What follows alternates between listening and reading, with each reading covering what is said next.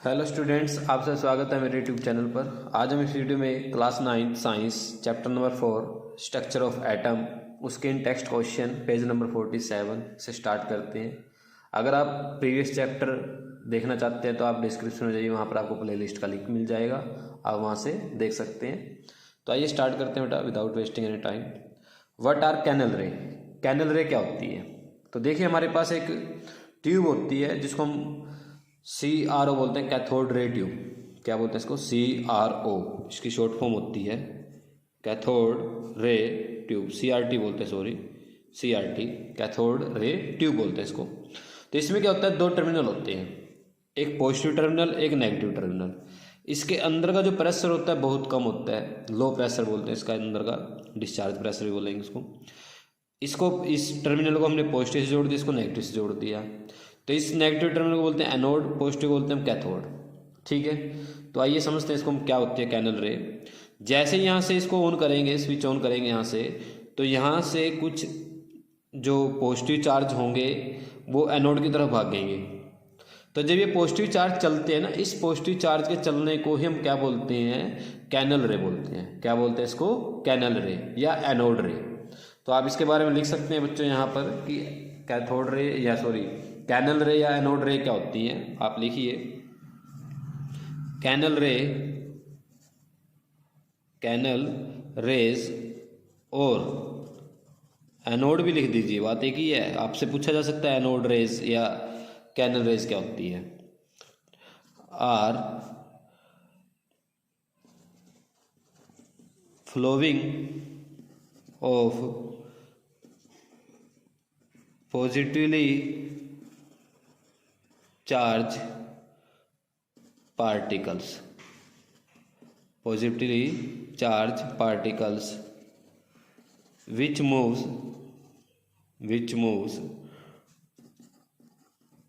toward the negative electrode,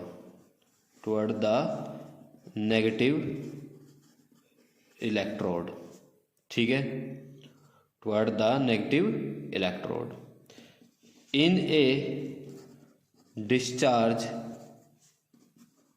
tube at low pressure. Pressure कैसा होएगा? लो होएगा, मैं आपको बता चुका हूँ। At low pressure and high voltage, ठीक है, हाई वोल्टेज। तो ये आपका इसका आंसर रहेगा। आप इसका स्क्रीनशॉट ले सकते हैं और इसको समझ सकते हैं। तो आइए हम चलते हैं क्वेश्चन नंबर सेकंड पर कि क्वेश्चन नंबर सेकंड क्या होगा। होते हैं कैथोड, तो आप इसको कैथोड ही बोलेंगे क्योंकि आप फिजिक्स के अकॉर्डिंग इसको गलत कर देंगे आपके टीचर, और इसको आप क्या बोलेंगे? एनोड बोलेंगे। ठीक है, इसको आप क्या बोलेंगे? एनोड। तो आपने इसको एनोड नहीं बोलना है और इसको कैथोड नहीं, इसको पॉजिटिव को एनोड टर्मिनल बोलना है और इसको कैथोड टर्मिनल बोलना है। तो आप इसको ऐसे याद रखें केमिस्ट्री पॉइंट ऑफ व्यू से। अब हम बात करते हैं क्वेश्चन नंबर सेकंड की। देखिए क्वेश्चन नंबर सेकंड क्या होता है? If an atom contains 1 electron and 1 proton will it carry any charge और नॉट। कहता है एक एटम है और इसके पास एक ही इलेक्ट्रॉन है और एक ही प्रोटॉन है। अब आपको बच्चों पता होना चाहिए कि एक इलेक्ट्रॉन पे जो चार्ज होता है वो कितना होता है? 1.6 10⁻⁻19 कूलम। और प्रोटॉन पे जो चार्ज होता है वो भी कितना होता है? 1.6 × 10⁻⁻19 कूलम। बस फर्क क्या होता है? इलेक्ट्रॉन पे नेगेटिव होता है और प्रोटॉन पे पॉजिटिव होता है। अगर किसी के पास एक इलेक्ट्रॉन और एक ही प्रोटॉन हो तो दोनों क्या करेंगे? अपना चार्ज कैंसिल कर देंगे, एक पॉजिटिव एक नेगेटिव है। तो इसका मीनिंग क्या हुआ? अगर किसी एटम के पास एक ही इलेक्ट्रॉन है और एक ही प्रोटॉन है तो उसके ऊपर कोई चार्ज नहीं होगा। तो आप इसका आंसर क्या लिखेंगे? नो। क्या लिखेंगे? नो। आप इसका आंसर क्या लिखेंगे? No. The atom will not carry any charge having 1 electron and 1 proton. ठीक है, तो आप इसको ऐसे समझेंगे, अगर किसी एटम के पास एक ही इलेक्ट्रॉन और एक ही प्रोटॉन है तो उसके ऊपर कोई चार्ज नहीं होगा। क्लियर सभी को? तो ये आपके दो क्वेश्चन थे पेज नंबर 47 पर। उसके बाद हम 49 पेज करते हैं। आइए स्टार्ट करते हैं उसको। तो देखिए बच्चों, question number first, page number 49, क्या स्टेटमेंट है? On the basis of Thomson model of an atom explain how the atom is neutral as a whole. कहता है आपको थॉमसन मॉडल के अकॉर्डिंग एक्सप्लेन करना है कि एटम का जो वो चार्ज उसके ऊपर न्यूट्रल है, यानी कि उसके ऊपर कोई चार्ज नहीं होता है। तो थॉमसन ने क्या बोला था, समझना ध्यान से। थॉमसन ने बोला था कि जो एटम है ना, वो एक पॉजिटिव स्फीयर है। कैसा? एक पॉजिटिव स्फीयर, यानी कि इसका नेचर कैसा? पॉजिटिव स्फीयर है, ठीक है। और इसके अंदर जो इलेक्ट्रॉन है वो ऐसे बीच में कहीं कहीं पर है। ये जो मैं डॉट बना रहा हूँ, ये क्या? इलेक्ट्रॉन है। ये क्या? यहाँ पर इलेक्ट्रॉन है जो डॉट बनाई है, ये इलेक्ट्रॉन है। और जो पॉजिटिव है वो क्या? इसका स्फीयर, ये बाहर वाला कवर जो है पॉजिटिव है। तो थॉमसन के अकॉर्डिंग क्या था कि जो इलेक्ट्रॉन है वो एक तरह से वाटरमेलन है, और वाटरमेलन के अंदर जो सीड्स होते हैं वो इलेक्ट्रॉन का काम कर रहे हैं। और यहाँ पर जो पॉजिटिव और नेगेटिव चार्ज होता है वो क्या होता है? इक्वल होता है। तो यहाँ पर जो टोटल चार्ज होगा वो क्या हो जाता है? जीरो। इसलिए हम क्या बोलते हैं? एटम को न्यूट्रल बोलते हैं। थॉमसन ने ऐसे बोला था कि इसके अंदर जो इलेक्ट्रॉन है और जो पॉजिटिव चार्ज है बाहर स्फीयर पर, वो इक्वल है। और इनके अकॉर्डिंग जो इलेक्ट्रॉन और प्रोटॉन इक्वल है, इसके इनके उसके ऊपर कोई चार्ज नहीं होगा। तो आप इसके बारे में 2 लाइनों में लिख सकते हैं। अकॉर्डिंग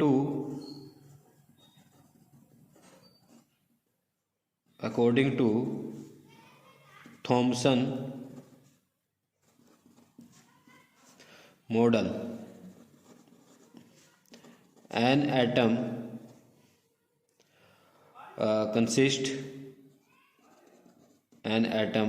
consist उसके बाद आप लिखेंगे of a sphere, consist of a sphere of positive charge with negatively charged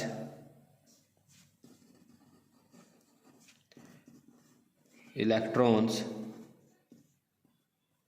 electron spelling वो नहीं आएगा, तो इलेक्ट्रॉन्स embedded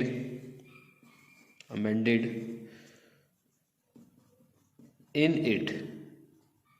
इट। आप उसके बारे में बता सकते हैं कि जो इलेक्ट्रॉन उसके अंदर इमेंडेड होते हैं कैसे होते हैं? लाइक मैंने अभी आपको बताया, like the seeds in A watermelon, ठीक है। जो सीड होते हैं वाटरमेलन के अंदर, उसकी तरह ये क्या होता है? इसके अंदर बंद होते हैं, ठीक है। क्लियर बच्चों? उसके बाद आप यहाँ पर लिखेंगे, तो therefore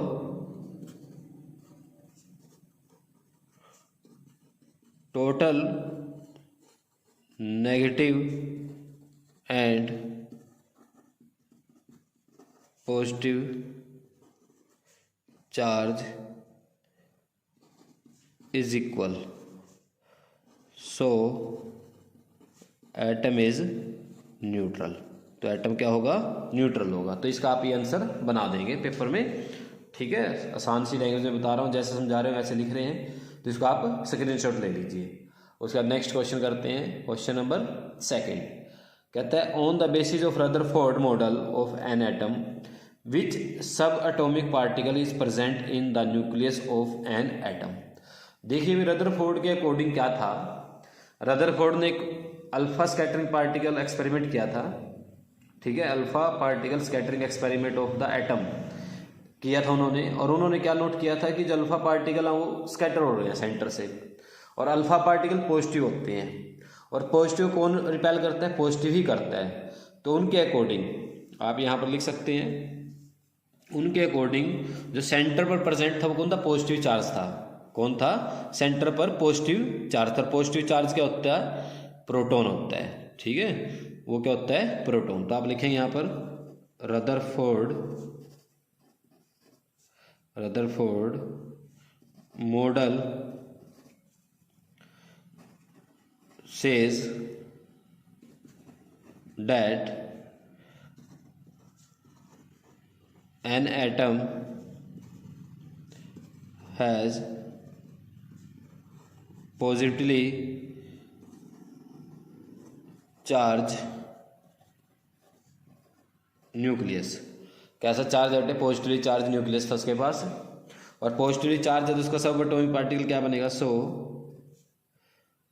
the sub atomic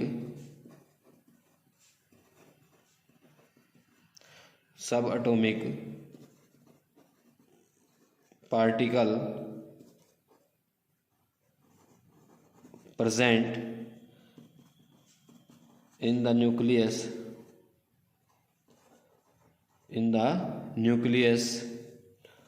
of an atom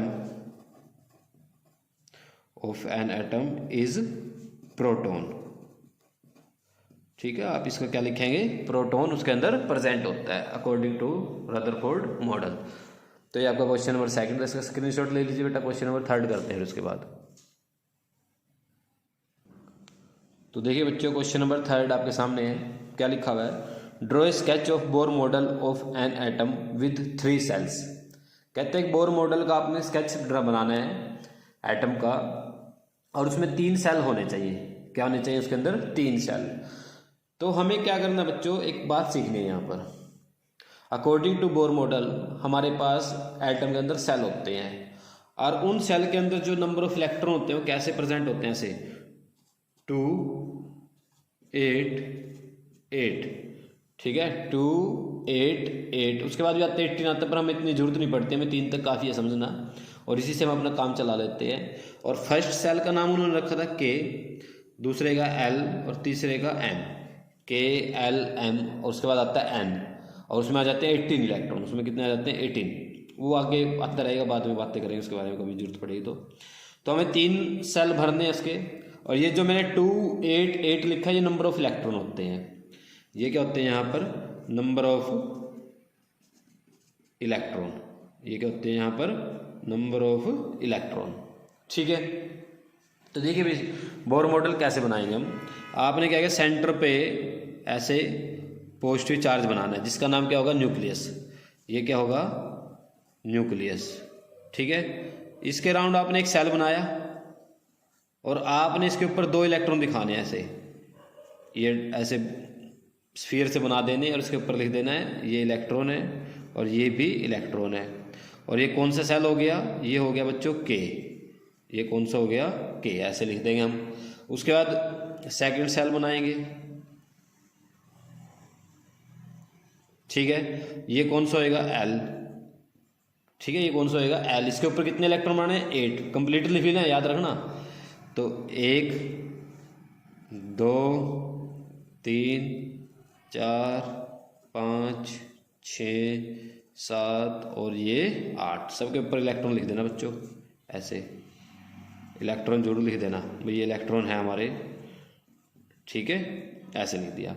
उसके बाद थर्ड सेल बनाओ, और थर्ड सेल में आप क्या करेंगे? थर्ड सेल में भी आप कितने इलेक्ट्रॉन डाल लेंगे? 8। ठीक है, और इसका नाम क्या होगा? एम। इसका नाम क्या होगा? एम। और यहाँ पर भी आप क्या करेंगे? 8 इलेक्ट्रॉन। 1 2 3 4 5 6 7 और ये 8। और ये सारे क्या हैं? इलेक्ट्रॉन हैं। आप इनके बारे में जानते हैं कि ये इलेक्ट्रॉन है। तो ये आपका आंसर तैयार हो गया बच्चों। ये क्या है? बोर मॉडल है, जिसके अंदर 3 सेल कंप्लीटली फिल हैं। ठीक है, उसके बाद क्वेश्चन नंबर 4 देखिए, इसका स्क्रीनशॉट ले लीजिए, बना लेना कॉपी में।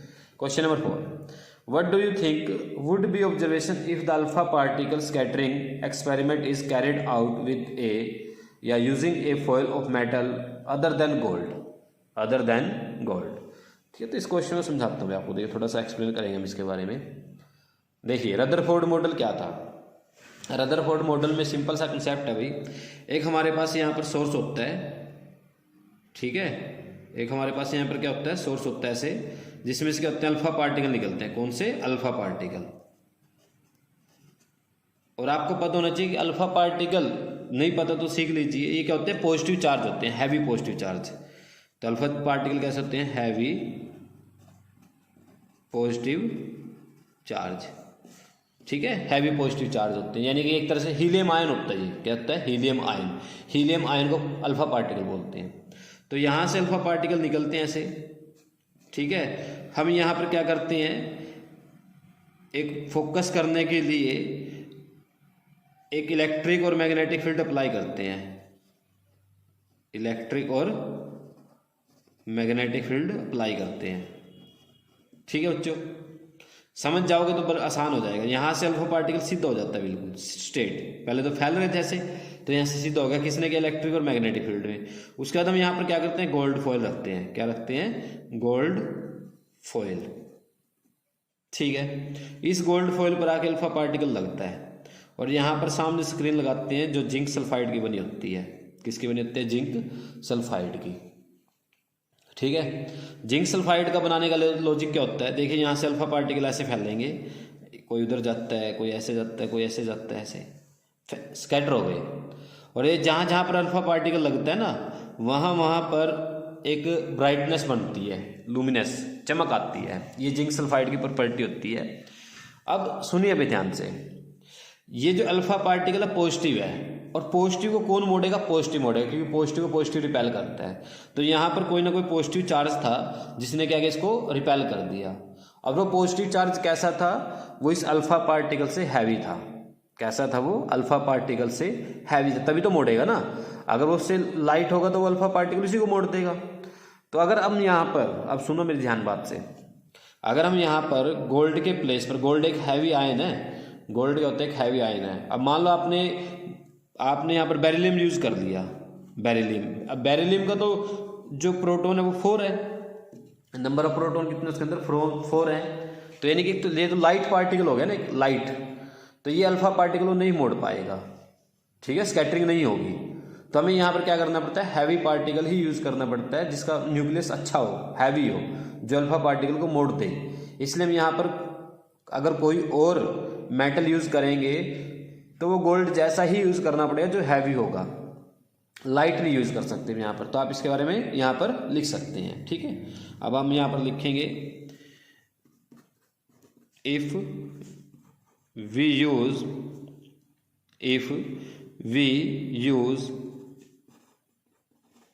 ए लाइट मेटल